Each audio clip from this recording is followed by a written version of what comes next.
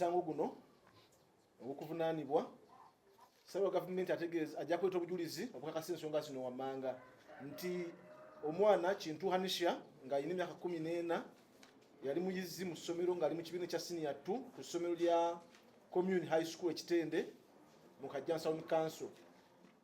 Bajja gamba nti omuwaabi musango guno Zuula nakisuyi ye maama w'omuwala yatusibwako obuzibu era nga yali mufumbo oba mufumbo eri Muzerwa Ali nga alina n'abaana babiri.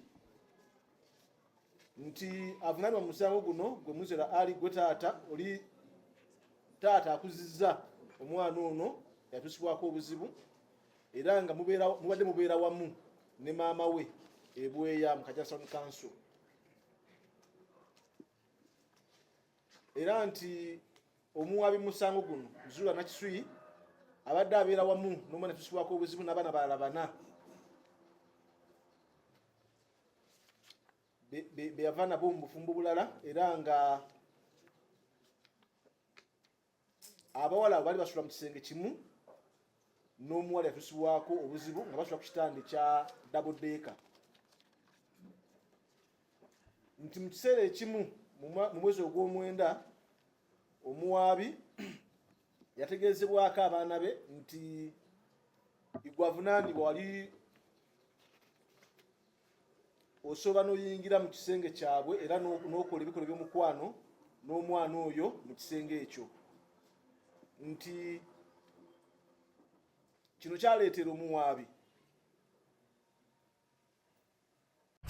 Runesa Properties yive bakabaka mu kutunda amataka g'ebyapa n'ebibanja era nga tukuleetedde estates ne properties ez'enjawulo okwetooloola eggwanga lyonna ku ssente ez'owansi okutandikira kakadde kamu n'ekitundu okugeza Nakifuma Kateete 25 ku miliyoni 1.5 5 ku 10 ku miliyoni 6 Namalirika Kuukulu 5 ku 10 miliyoni 6 25 ku miliyoni 1.5 tulina poloti e Bugema okuliraana emabega wa University 5 ku 10 ku miliyoni 12 zokka n'5 ku 5 ku miliyoni 6 zokka nga kwoteeka offices zaffe esangibwa Kasangati ku 10 okulira na Equity Bank. Tukyalireko leero tukutuusa ku ttaka ly'ekirooto kyo ate ku bbeeyi layisi ate nga ku Runesa Properties tukuyambako n'okulaakulanya ettaka lyo nga tukubira pulaani z'amayumba ez'omulembe kwoteeka okuzimbira okumanya ebisingawo tukubire ku noti 774 12 07 10 ne ku noti 704 27 41 28. Runesa Properties, let's guide you home. A'udhu billahi minash shaitani rajim. Bismillahir rahmanir rahim. Alhamdulillah rabbil alamin. Ze ajimiti omusomi w'ekitabo era omusomi w'edduwa. Nkosa kyoto kino, ekyoto kino kiba kitagombolola. Lwaliro ku kyoto kuno kunyambira abantu bange. Buli muntu yenna alina ekizibu kye ojja ku kyoto kino n'osula akabani n'enkusabira. Buli alina ekizibu naddala mu abali e Bulaaya n'ompereza amanya. Naye nga sula mu kyoto kino n'enkusembera edduwa n'enkujjako ebizibu n'ebiba bikusumbuye. Amabanja ge bakubanjiza gonna gwe yalema okufuna okuweebwa ajimiti ng'ompereza ebiwandiiko byonna bye bompereza ngoli e Bulaaya mbikwata nembizinga ne mwandika kapapula nembisula mu nnyanja nensaba Allah gwensinza asumulule ebyo byeba bikulemeredde awa visa agifuna alemedde ofuna omusajja omulungi amufuna sange ba ku namba 0752 87 15 15.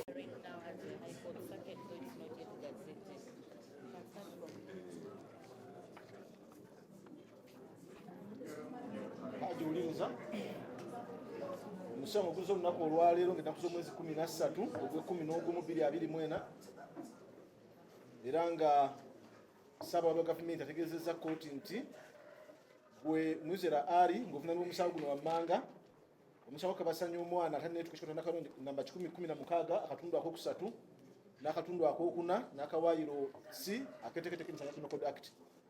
Bagamba nti gwe Muzerwa Ali wakati w'omwezi ogwokutaano 2024 n'omwezi ogw'omwenda 2024 ebweya mu Wakiso District bwe wali ng'oli muzadde oba omuntu alabirira omwana gw'olinako obuyinza kintu Nisha wakola ebikola by'omukwano n'omwana kintu Nisha ng'omwana yali emyaka 14 omusango gukuvunaanibwa era emisango gikakasiddwa omwami wa gavumenti kyawo kikwikiriza nga ye Chief Secretary ow'ekajjansi ku lwa Director of Public Prosecutions.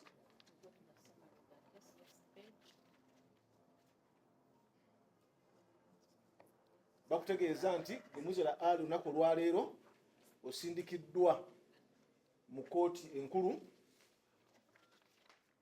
gye bajja okuwa olunaku lw'omutandika omusango okutandika okuwulirwa okuyita omwana okuva mu ssomero ajja kakase ebyo era n'okumanya emirundi emeka gyekyabaawo namutegeeza nti akibaddewo emirundi egiwerako nti wakati w'omwezi ogwokutaano n'omwezi ogw'omwenda gwavunaanibwa akola ebikola by'omukwano n'omwana yatuusibwako obuzibu era n'omutegeeza nti talina kubaako gwabuulira ku nsonga eyo basi ki ojja kumutta nti omuwaabi yagenda maaso neyekubira endulu ku poliisi y'e Kajjansi era bwotyo n'okwatibwa nti wawuzibwa ebibuuzo omusango wagwegaana era nti ng'ennaku z'omwezi 10/10/2024 omuwala yatuusibwako obuzibu yakeberebwa ku poliisi foomu namba 3A era nekiziribwa nti yali asuuse okuva ku kuyizibwa okwali kutuuse mu bitundu ebyekyama era nti n'akabubi akabikka mu bitundu ebyekyama kaali kamaze okukutulwa oluvannyuma lw'okuba nti yakozesebwa emirundi egiwerako nti ng'ennaku z'omwezi 2/10/2024 naawe avunaanibwa wagenda n'okeberebwa ku poliisi foomu namba 24A era nekizuulibwa nti wali mulamu bulungi nga n'obwongo obukola bulungi oludda olwo lujja kuyimirira ku biwandiiko bino wammanga mu bujulizi bwabwe poliisi foomu 3A kwe bakeberera omwana ebbaluwa ey'obuzaale ey'omwana sketch map y'ekifo awaatuukibwa awakolebwa omusango guno ebifaananyi ebyakubwa mu kifo awakolebwa omusango medical examination form police form namba 24A kwe bakeberera gwe avunaanibwa n'ebiwandiiko ebirala kooti bye nebakkiriza okukozesa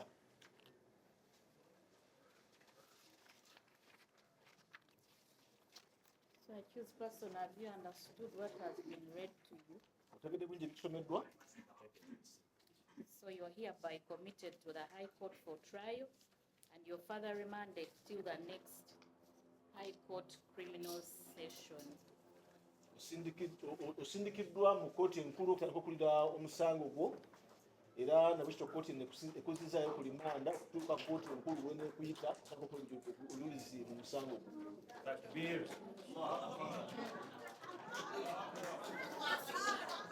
bannange tukuume obukakamu mu kooti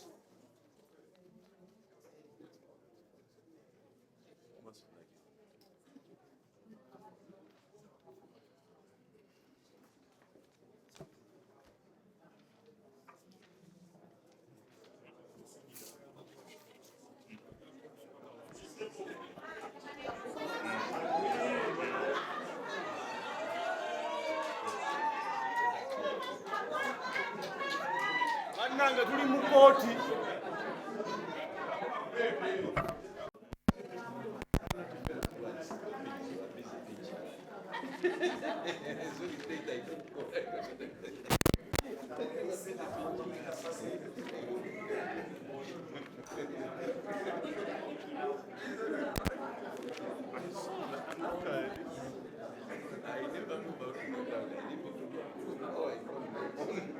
Let me tell you that habit is growing. I remember the last demonstration, I think,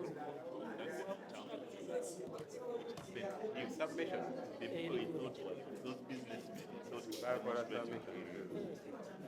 Then the question, they were fighting on the team. that's what it's But state doesn't reply. They fired Those were all his gifts. Sorry, state doesn't reply. Become what benefit. people are doing dubious things.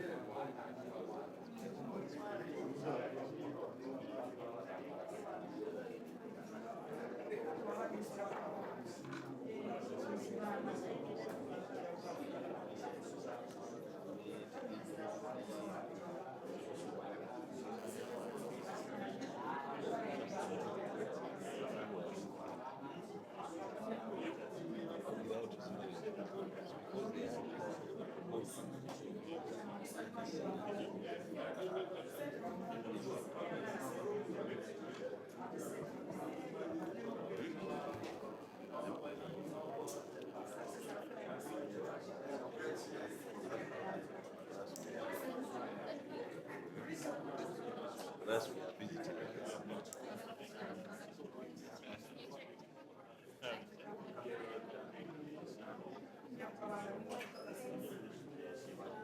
Yeah, supposed to fly there Friday. Now we shall not follow one. No, that is their position. This is the Friday.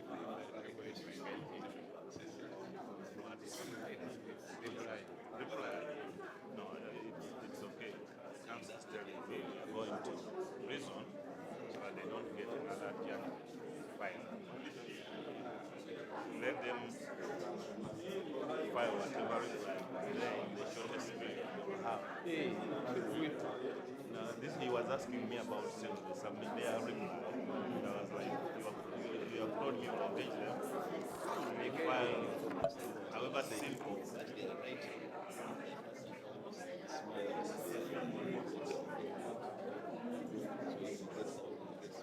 But what he's doing is actually this, he has no input.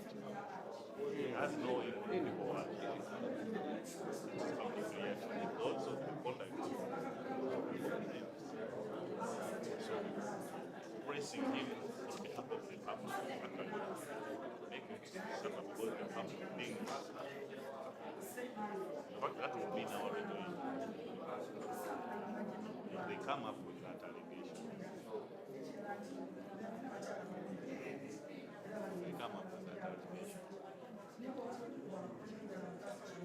and that will not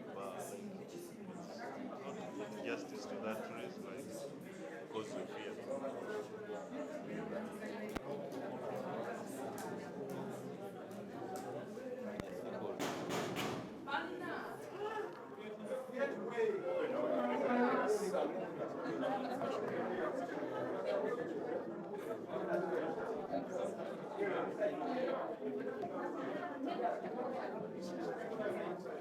I need one seat.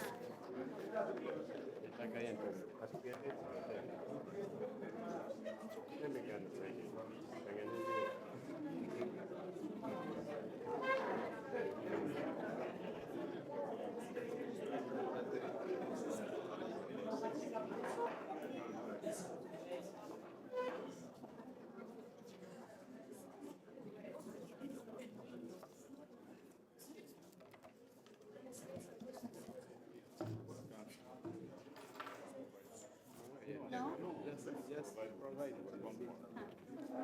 the suits are quite few, so provide for the state a seat.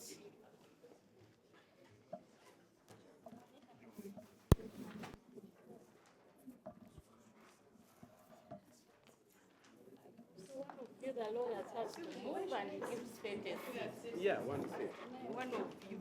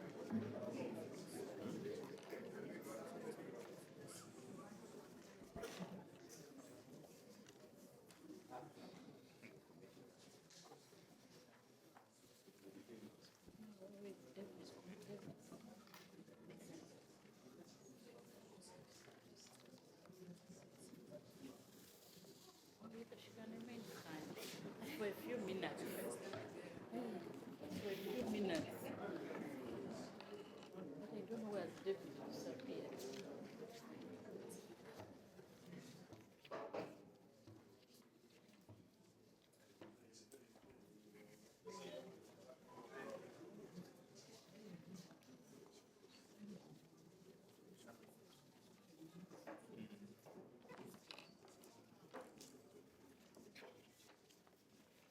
Criminal case number 27-24, Uganda versus Muzera Ali.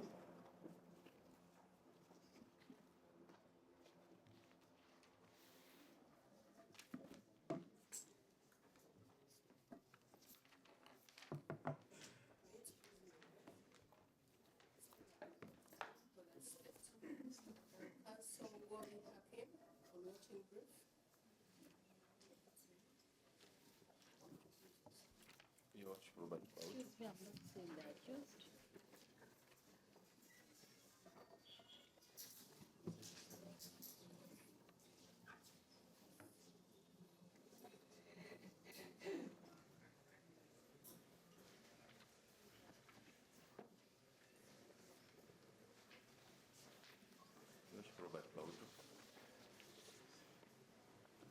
Together with the Kalova Enoch,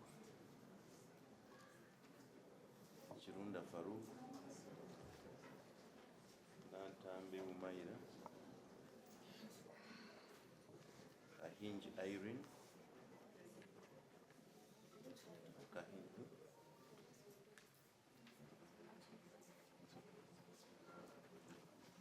we are here for the accused. Matter is coming up for mention.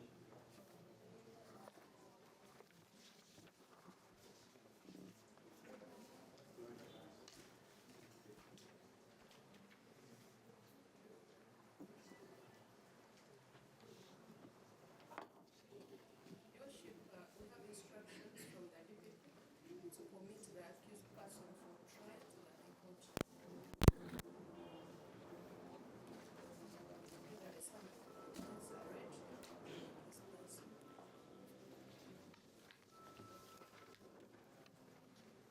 Accused Hold on, person, you Teresa. said you understand Luganda?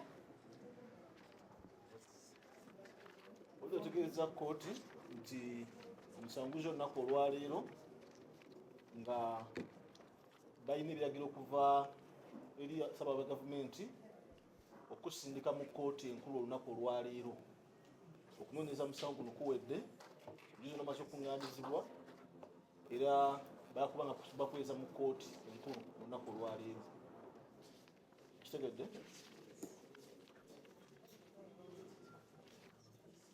So you can have a copy of the indictment and summary of the case. Give him a copy.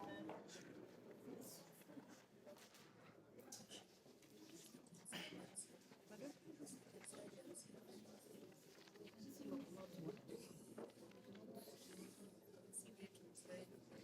No, they are not supposed. It's the registrar.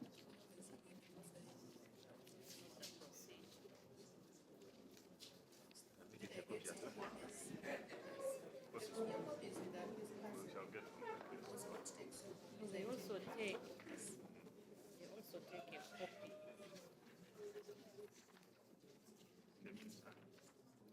So you listen, they are going to read for you the indictment and summary of the case.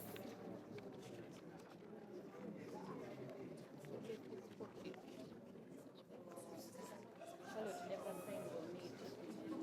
Keep it this one.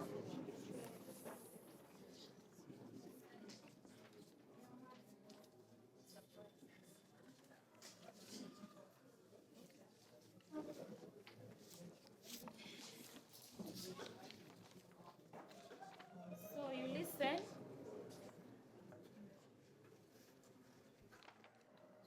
To read the indictment, the summary of the case.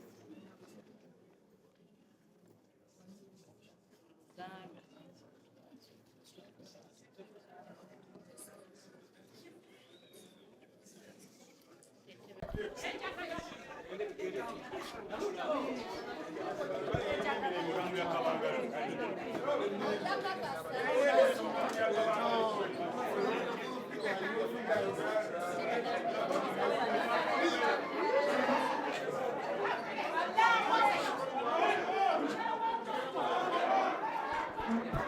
tugende.